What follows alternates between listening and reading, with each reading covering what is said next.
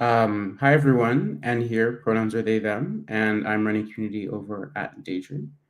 Welcome to our workshop, Master Real-Time Video AI. A few things to go over before we jump into the workshop with Andrew.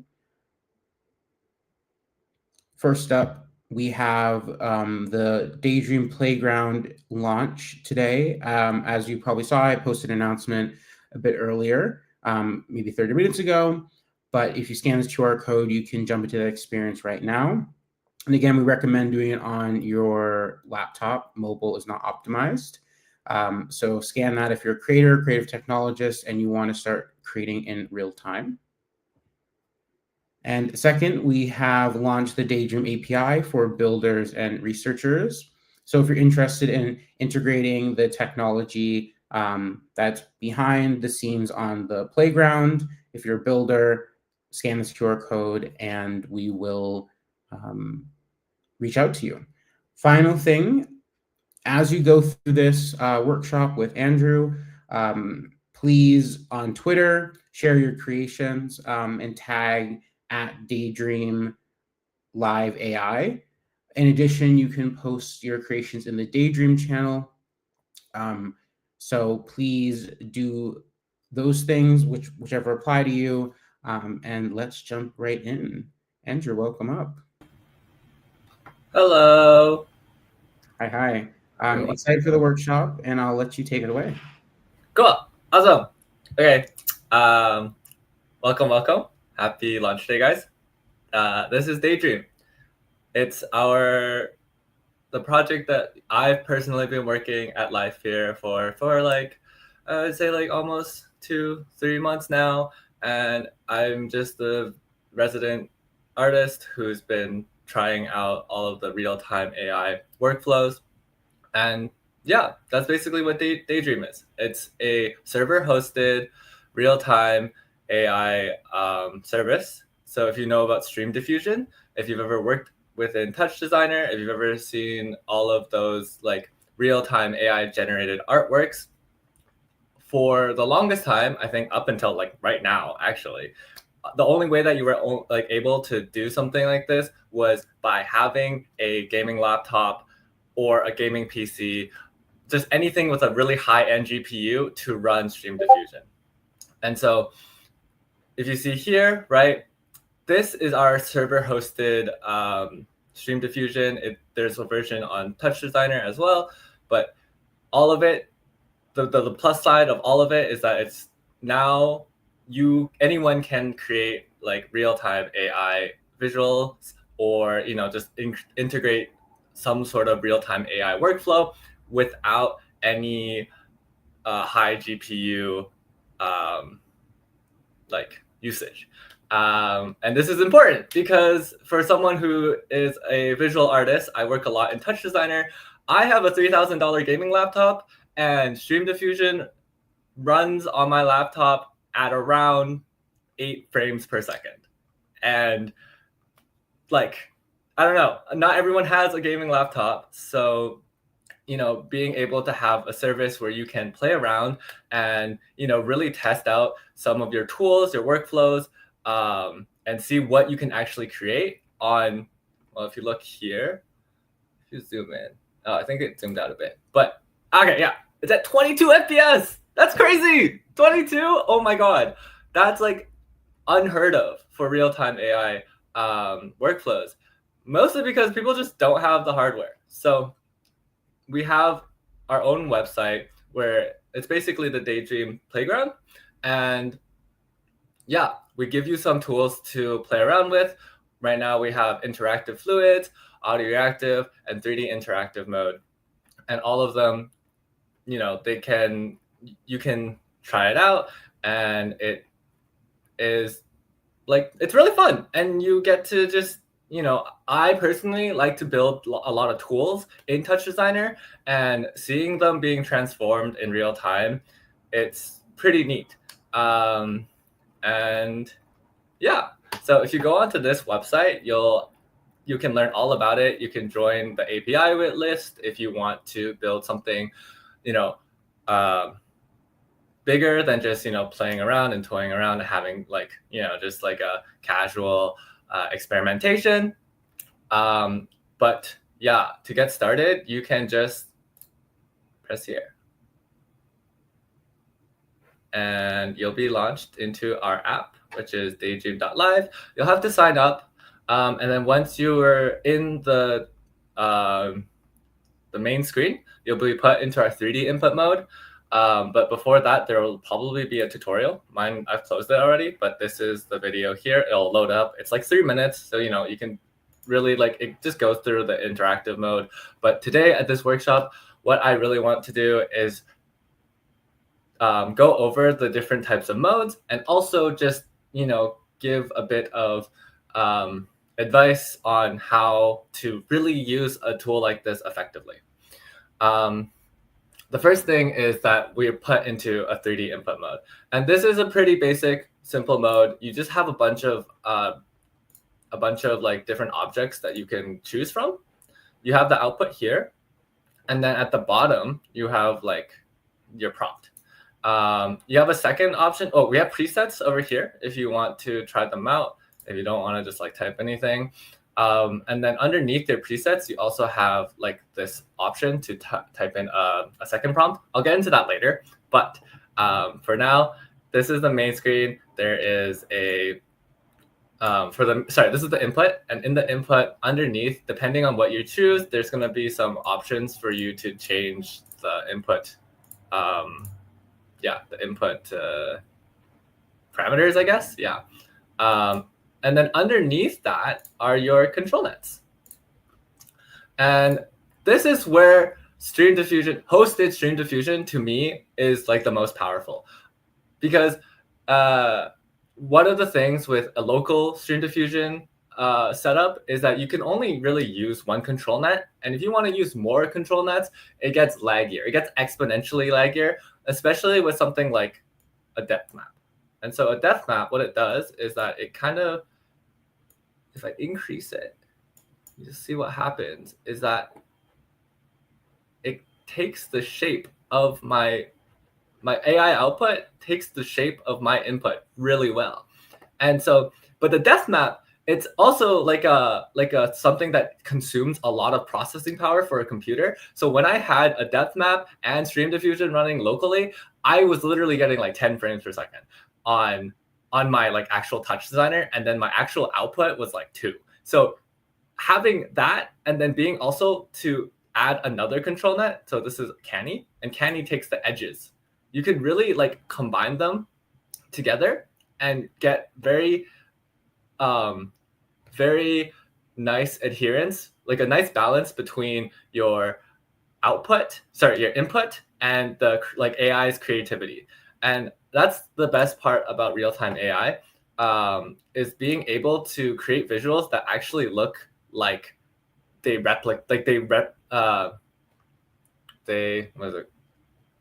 represent your input.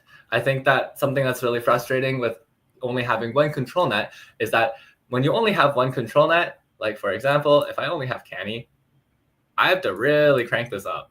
And like, even then, it's just like not the best output. Like it could be better, But yeah, so control nets, lots of parameters. You can read up on them by like looking through them, but hopefully we can go through a bit of like best practices on how to figure things out. The 3D input mode, it's very, very straightforward. There's not much to like actually interact with. And the reason why is because, we want people to did the stream just end?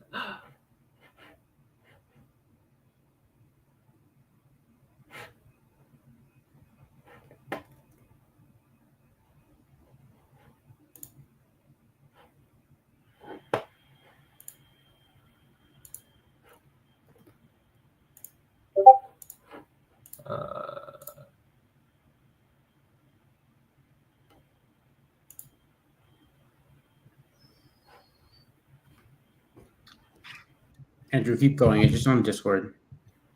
Oh, is it still running?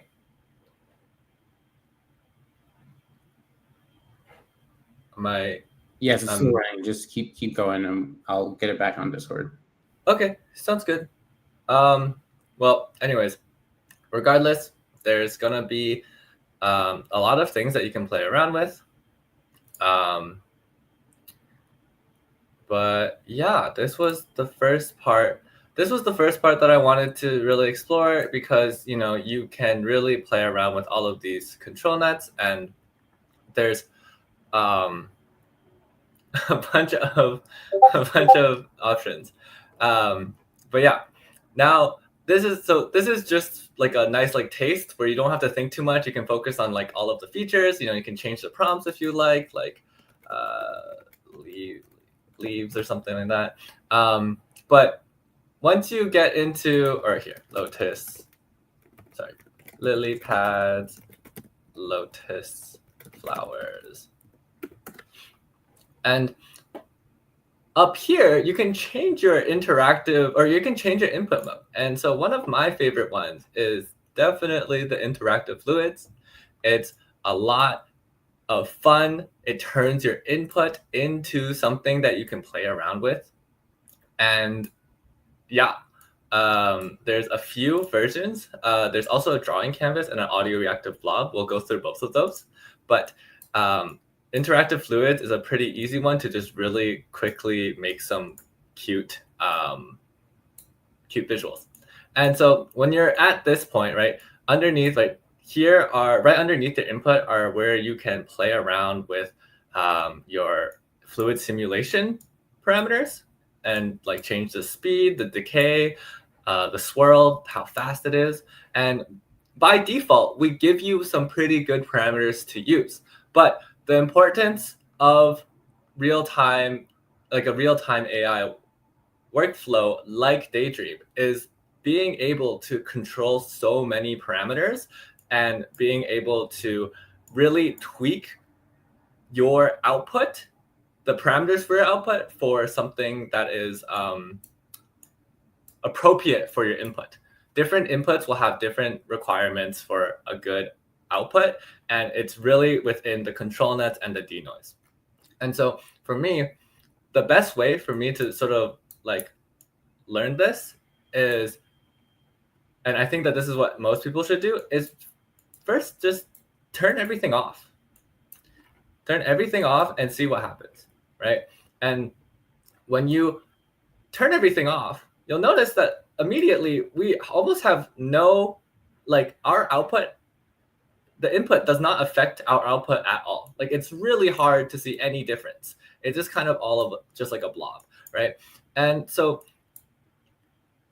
the way that control nets and denoises work is basically by, well, control nets take characteristics of your input, and then denoise takes the denoising process. And so when denoising is an AI generating like process with something called like diffusion, and the higher you increase your denoise, the more of your input that gets out. So I've cranked it up to like 20, and you'll see that now it's like really kind of like taking in the swoops of my output. I can increase this all the way to the maximum, and if I increase all the way to the maximum, I am not denoising it at all. I am just keeping the input and the output, I'm keeping the input the same, and that leads to the output being the same as well. And so it's really good to turn all of the denoise off and first focus on the characteristics of your own art, right? What is important when you're trying to put something into Daydream, right? If it's a 3D scene, right, you might want to increase the depth of your control net. For something like interactive fluids, we don't use pose. Pose is for like camera, so it's for your face, your arms, your hands, right? So we don't need to focus on that one. HED is good for fluid simulations because HED does smaller, finer details. So something that you'll notice is that these swirls are like kind of, they have like some bigger swirls and then some tinier details on the swirls. And so it's good to increase the HED. The canny is for edge detection, so edge preservation. And so it's more so for the overall shape of your like input. And another one is color, right? So color takes in a lot of the color palette of your original input, which is really great. You can play around with these as much as you like and just really see what you get. But once you have a good like control net setup, it's going to be a bit blurry, and that's where the denoise comes in. And you can just turn it up just a little bit, and you'll see an immediate difference in terms of like visual, like this is a lot less blurry already, right? And so this is great. And yeah, when you have all of this, right, you can still go, like once you have all of this down, you can go down here to save it, right? Definitely, you know, take advantage of this, because it's always really frustrating when like I accidentally close the Daydream, and then I have to like think about like, oh, what do I need to do? So for someone like me who's been using this for a bit, like I kind of know intuitively what I want, but it's always good to go down here, press save, and then like I already have like 6 of them saved. So like this one is like, I'll just call this one workshop, right? But once you have that saved, you can go and you can like, you can change all of the presets here. You can also change the color, which is really awesome. Like maybe because I just want green, because it's like I want my lily pads to look very lily pad like, and I don't want extra colors. Another thing is definitely go onto the left hand side and activate something called prompt blending. So I'm going to change my, okay, there we go. This is gonna be blue, and now I'm gonna change this to be Starry Night, oil painting, and this is my favorite one to sort of display. Yeah, look at that. That's very Starry Night, right? And then on the left-hand side, what you can do is you can add another one. And now you get this weight over here. And so what this does is you can just blend between 2 ideas, and you can get a mix between like a Hokusai wave and like a Starry Night. And like I think that's really fun. Hey, we have a question in chat. Yeah. Is there a tutorial on how to get this interactive fluid in JS or Touch Designer? Yeah. So there's no tutorial, but I know Touch Designer, there is someone out there that has created, like you can search it up. I think you can search up most of these like fluid simulations online, and you can create your own. I know Touch Designer has one that I've used before. And then like for like JS, I'm sure there's like open source file somewhere that you can like utilize. But yeah, regardless, there's a lot to play around with, and so you can experiment. What I make is gonna look a lot different from what you make, and that's like kind of the best thing. You like, there's so much that can be shared, and everyone's creation is gonna be pretty unique. So yeah, like change up the prompts, and like really like you can probably go like, so this like cubism, right? And then you should get like a, yeah, like a cubism Starry Night type of vibe. But yeah, I would say for that, yeah, that's like definitely one of my favorite ones. If you go press down here, you'll be able to switch between the different interactive types. There's also something called a drawing canvas. This one's pretty fun. And again, when you change your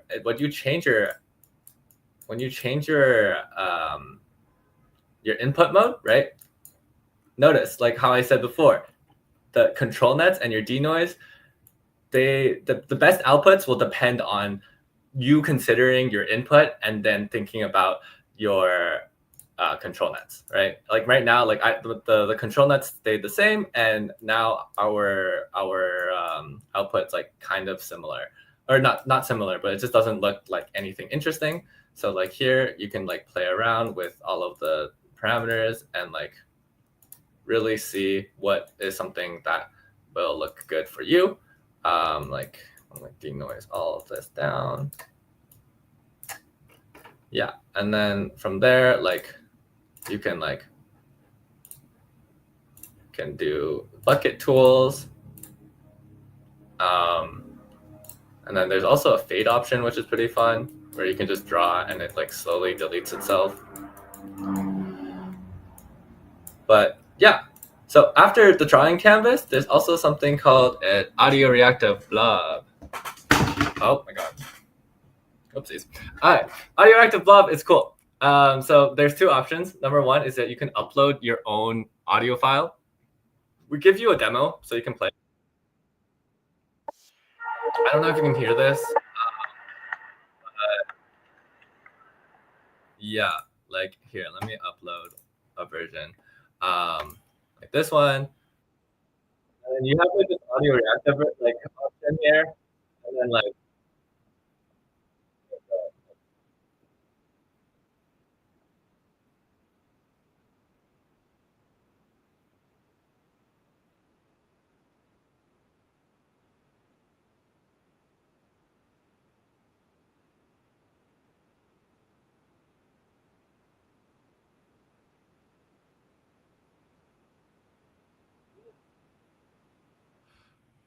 pretty awesome. Another thing you can do is you can go into your microphone and you can choose your own microphone, and then hold on, let me just try that again. Yeah, so it picks up your voice, and like this is only the beginning. Right now our reactivity is like that's the only parameter, and like you're kind of just stuck on this metallic blob, but more features will be coming, and something that's really exciting is that there's going to be an option to like change the different level, like the different frequencies of reactivity as well, which is really sick. But right now what you have, it's already pretty fun to like play around with and see what you can make. But yeah, we give you 3 really awesome choices. And yeah, you can like create so much. And I believe right now we're gonna be doing, because this is the launch and we really want people to, be creative and, try to experiment as much as we can. I think we're hosting a contest in Discord, like 24 hours afterwards, for you guys to go on to Daydream Playground and create your own visuals and then upload them onto Daydream. And like our favorites will our favorites will be a winner, and they'll get a $50 reward. So yeah, and this literally takes like 30 seconds, a minute for us to like for you to make something. And I think more so what will take longer is you being lost in like all of the options that you can create and stuff like that, which is, I think, a great thing. But yeah, if you want to record, you can press up here, and now it will just record your output. And this is great. You can do your output only, and then you can stop recording, and then you can save it here. And then another thing is that I think personally the best part about this type of real-time AI workflow is being able to see the input and the output. And when you can do that, right? When you can record your entire screen, I use something called, it's this one right here. It's called ShareX, but it has a capture entire like screen.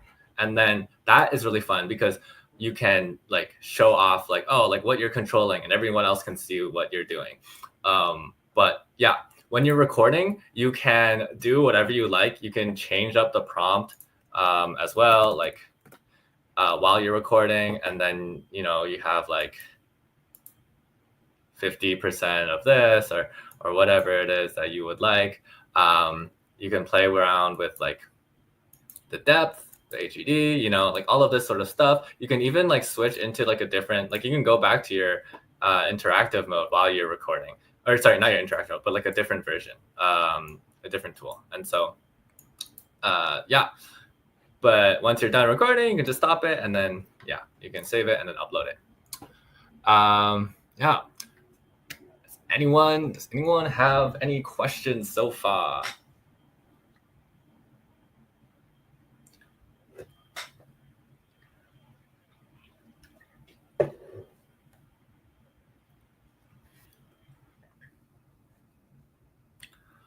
If not, let's go into the camera option. And I will display some, oh, I think there's a bit of, yeah. So the camera option is pretty fun. Let me just disable my webcam real quick. Can you export with alpha? No, but if you like run it, like if you can, so one of the, you can't, I don't think you can export it with alpha, but something that you can do when you're prompting is like do like blank background. And then also something that you can do is like increase the color. If you want like a really strong black background while you're working on Daydream, and like, so say you have like a middle, like a centerpiece, like, oh, this is probably a good idea to go into 3D mode. So yeah, if you have like a centerpiece and then like a flat background, something that you can do to really ensure that the background stays like blank is number one, to like prompt it to say like blank background. But another thing that you can do is like increase the color input a lot as well. And then you can throw that into like,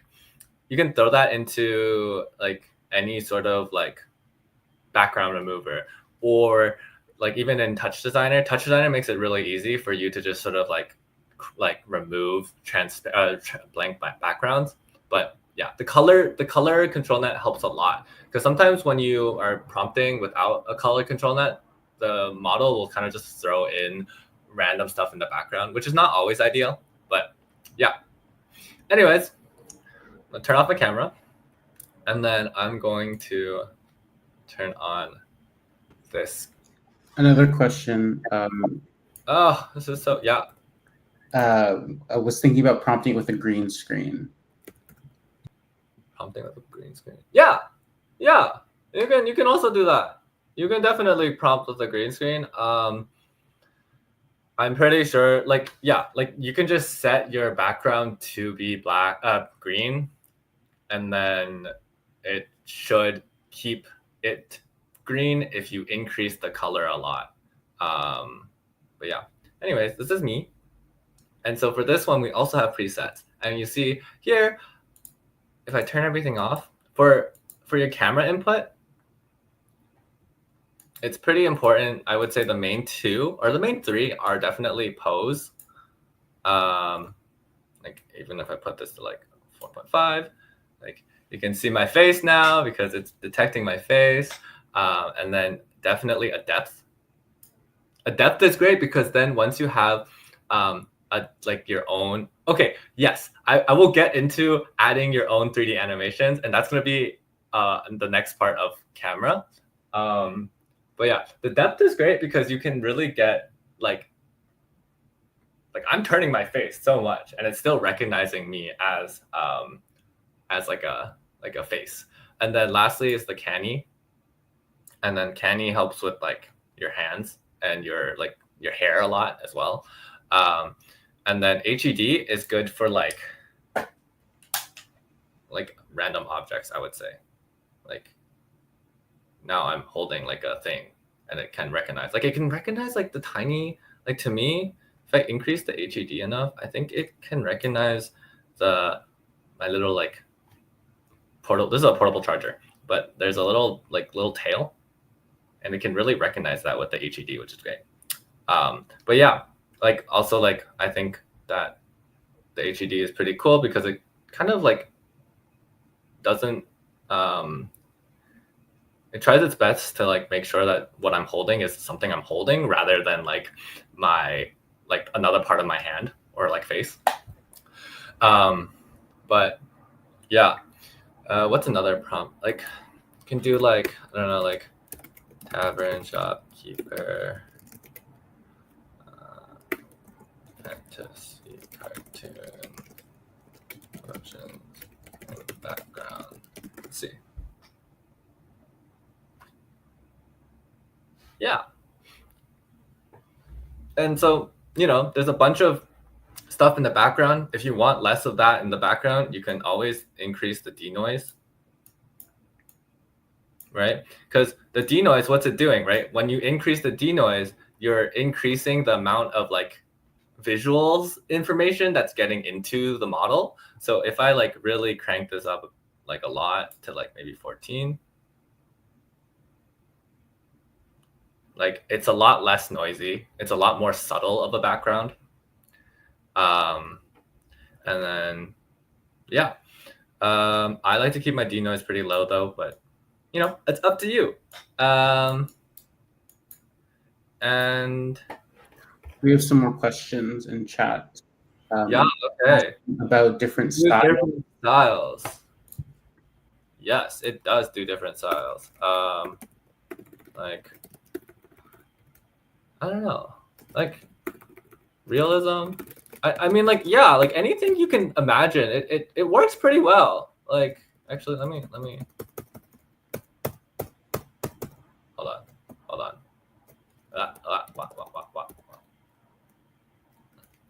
Like, I can do like realism style, and then this might be, oh yeah, like so, or yeah. Ooh. Or like you can do like black and white comic style.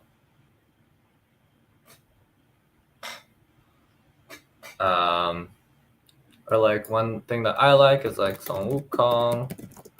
I can just do this as a character.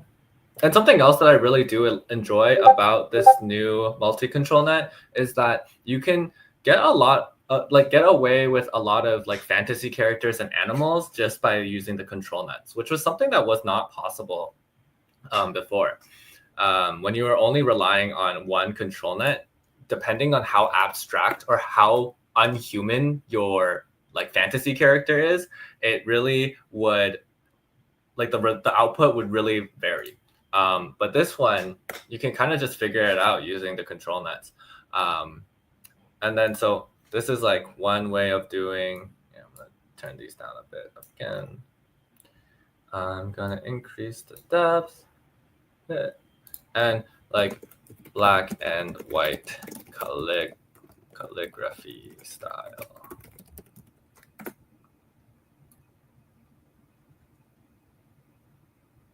Yeah. And then like say you want to be able to interpolate between two versions, like cubism style, cubism Song Wukong.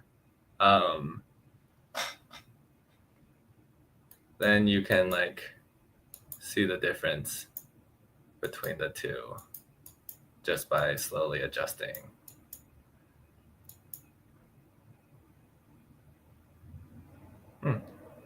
Yeah. But yeah, I like to, one thing to note if you're ever trying to do the prompt blending stuff is that you should really try to choose two prompts that kind of relate to each other in terms of like a concept. So like if I were to do a prompt blend between like Song Wukong and like a Cybertruck, the AI model is going to have a really difficult time. Actually, let me see what happens if I do that. Cybertruck. Yeah, so one of the things that is really important about like prompting, prompt blending, is that you kind of need to have these ideas that are similar in terms of concept. And so, yeah, like Song Wukong, Cybertruck, AI doesn't really know what the middle would be, right? But that's okay. If you still want to do Cybertruck, I think like something that you could do is like change the second prompt to be Cybertruck, cyborg, man, right? And then like from there, yeah, I don't know. I think that this is like kind of better. My face kind of still looks like a little bit like monkey-ish. I don't know. That's just me. But Another question, Andrew.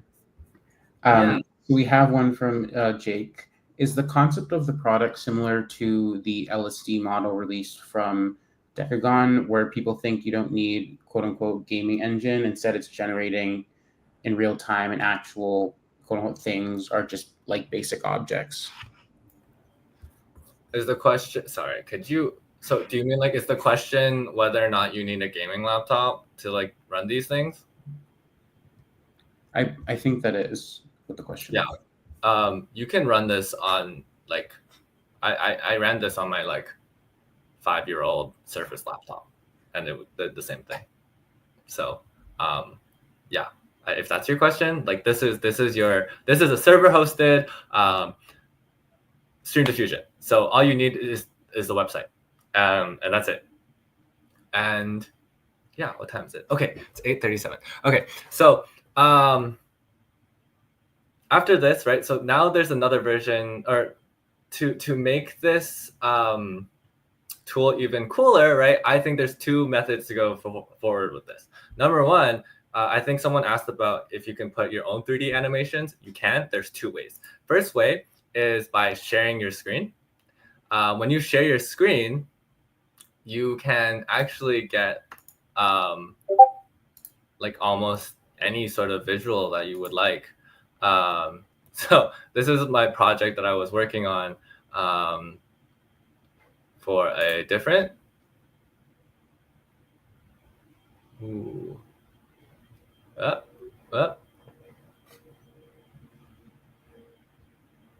Hold on. 1 second.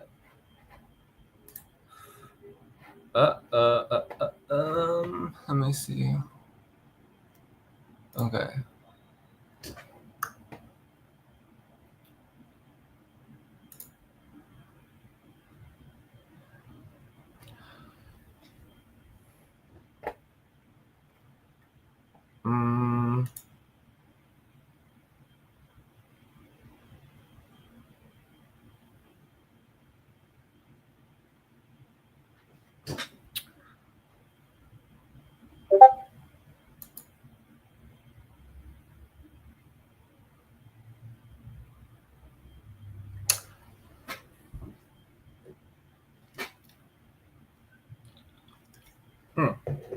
Okay, there we go. Yeah, so sharing screens is one way to get your to get like any sort of video input in, which is great. It works pretty well.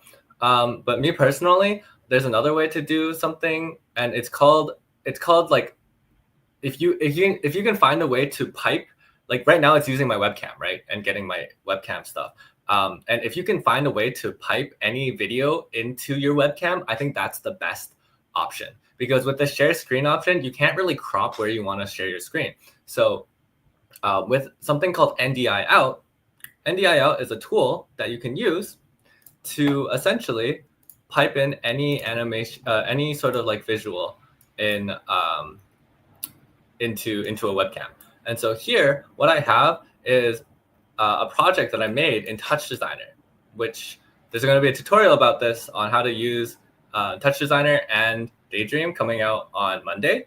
But this tool that I'm using, it's called NDI out. And so right now I have like this little flower guy down here, right? And this flower guy down here, I can pipe this into my webcam using the NDI webcam option. And so you see here in my video 2, this is a webcam stream. And so when I go back into Daydream, what I can do is I can actually go into my camera options, go into my second, and turn that back on. Oh, I might have to reload. Okay. You have to reload. You don't have to wait again. But once you get it good, it's really awesome. But yeah, like literally any workflow that you want. Okay, there we go. Perfect. So now look at that. It's my touch designer. It's my touch designer flower guy. And this is great for multiple reasons, right? So one reason why this is awesome is because, well, number one, this activates a workflow where if you know how to make things quickly on some sort of something like Unity, Blender, Touch Designer, now you can bring this into Daydream and get an AI output. And my Touch Designer is still running at 60 FPS. Like, that's pretty awesome. And so, and one thing that I want to do is hold on. I'm gonna expand that a bit. So like one thing that you can do is like lotus, flowers, like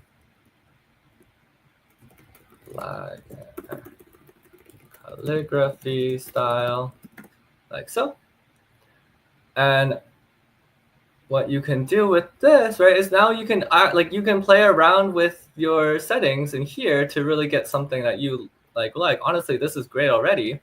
And so actually maybe I'll put the denoise a bit down again, 6 or something, and then maybe increase the color a bit. Okay. Yeah, so now you have this, right? Well, if you know, like when you have this thing up and running, well, something else that you can do is, well, I can just animate different parts of my workflow here, and it gets reflected onto my visual, onto my Daydream. And so right now I'm animating all of the noise here. And so this is cool. This is just a recording to help me set this up, but I can turn this into my actual webcam right here. Oh, unless it's not running. Who is using my webcam? Oh.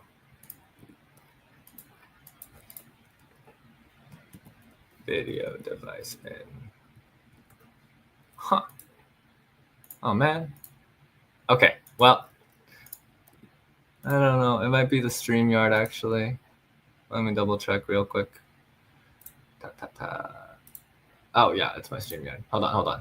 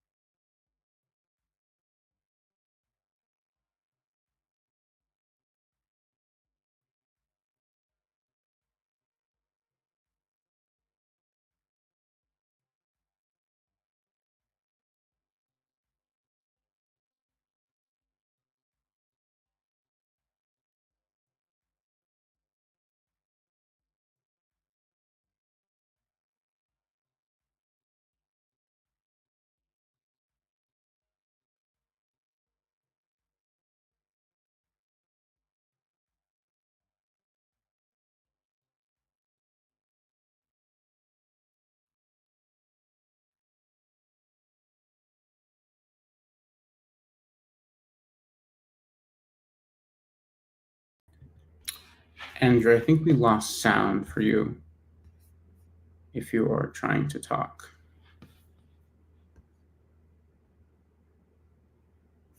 Still nothing on my end.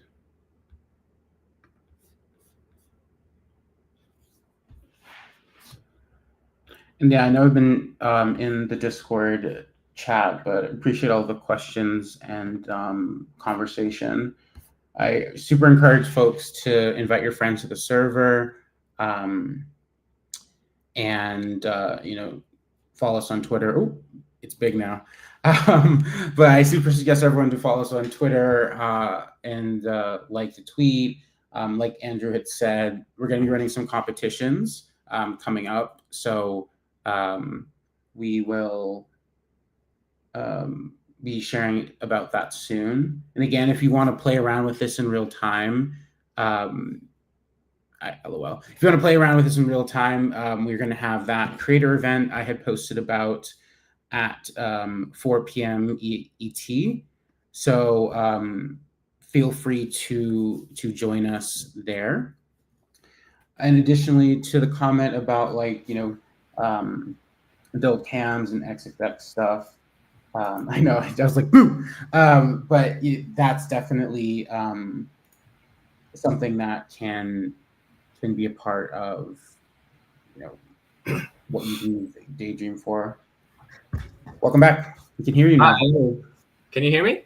Yes. Okay, awesome. I think I cut out when I changed my my camera, but I was saying, yeah, like this is me, right, up in front, right? And to me, I think what this is great is all of this is running 60 FPS, right?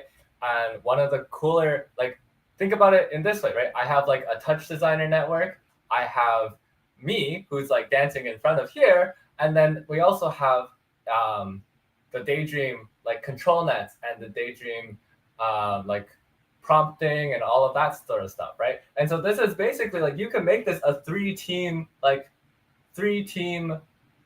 collaboration where you have someone changing the touch designer parameters, someone dancing in front of here, and then someone changing the control nets and like really playing around, all in 60 FPS, like super like very low latency, and yeah, just like endless customization, which to me is the most important part of any sort of tool, any AI tool. The more power for you to learn and be creative with it, the better. There's no reason to just be like, this takes a lot from, it changes I think the AI art creation process from just typing into a prompt box to something a lot more, which I think is great. Another question for you. Can you explain how that works? Like how to mask to just the face or something like that? Yeah, so I'm going to have a tutorial on this Monday. So follow me on Instagram, as.ws, and you can also follow Daydream and then also Immersive HQ. But this is basically a media pipe workflow. And so what it's doing is it's taking all of my my nose data, my like joint data, my shoulder data, all of this sort of stuff, and it's rebuilding a skeleton. If you want to see what it looks like, it kind of looks like this is what it is right here.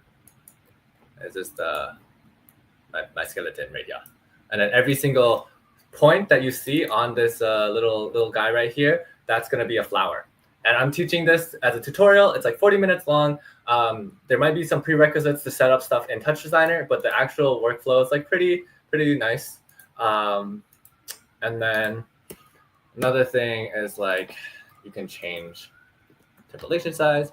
And yeah, I'm not actually feeding in my entire visual. What I'm feeding in is just this guy right here. But it's cool to have like this outlay, like overlay, I think. But yeah, like you can do like another one you can do is like sunflower, cartoon, something like that. And then another thing that you can do is, you know, if you are good at any visual software or you like to play around with visual software, there's a lot to do in terms of like something that you can add is like a bunch of noise, and then kind of like, I don't know, no, here we go. You can like that, and then you can turn down the denoise, and then boom.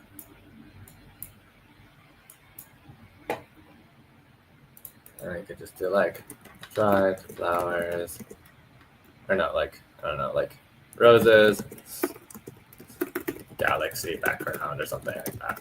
Let's see if that does anything. Yeah, look at that.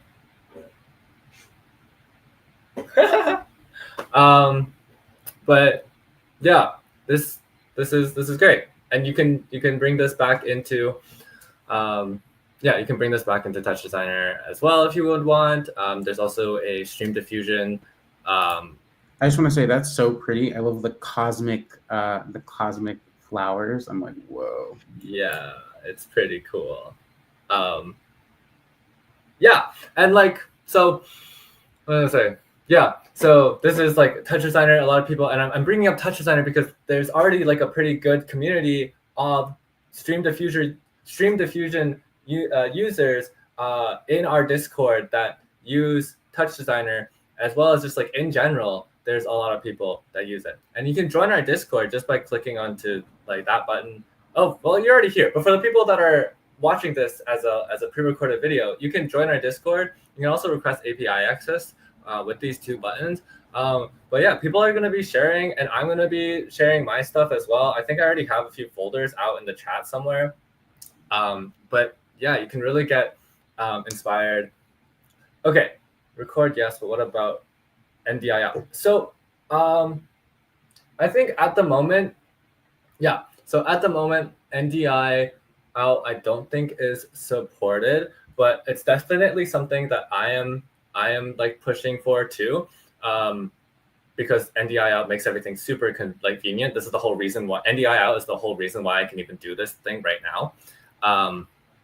But what was I say? There are workarounds if you're depending on what software you're using, which is great. Like in Touch Designer, you can do a screen grab, which is pretty nice. Oh my God, there is a workaround for this. That's exciting. But yeah, aside from that, is there anything else that I'm forgetting to mention? Highly encourage you guys to check out what other people are making. Put out your own stuff. I enjoy seeing everyone's creations. Play around with the the control nets. We'll have more workshops for this sort of stuff, so I can teach you guys like the best practices and stuff like that. But really think about this as like a tool that you can master and like really get creative with, instead of just it being like a plug and play. But yeah, I think. Amazing. Yeah, I'm gonna just double check I didn't miss anything.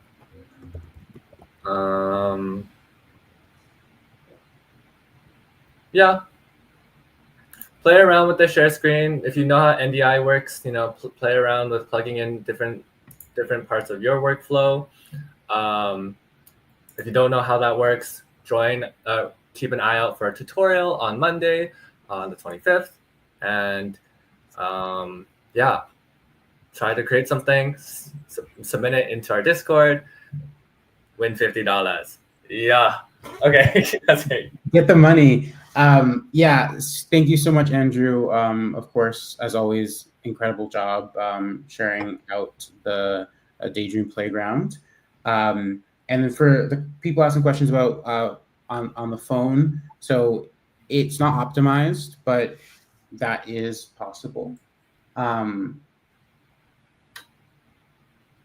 So it's in the works. But yeah, thank you, Andrew, again. Feel free to drop off the stage. I'll just wrap up the session. And for folks who joined late, again, this is Daydream Playground. We just launched it today. We're going to have a creator session in our Discord at 4 p.m. ET. So, if you're interested, scan this QR code, you can go to our website, go to the product, and you can join the Discord from there.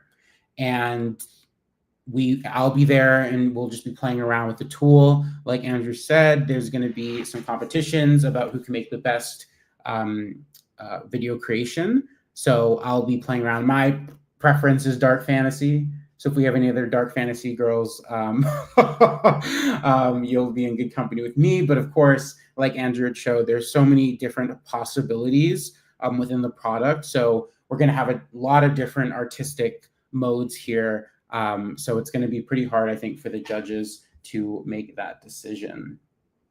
And then we have one more from Shman.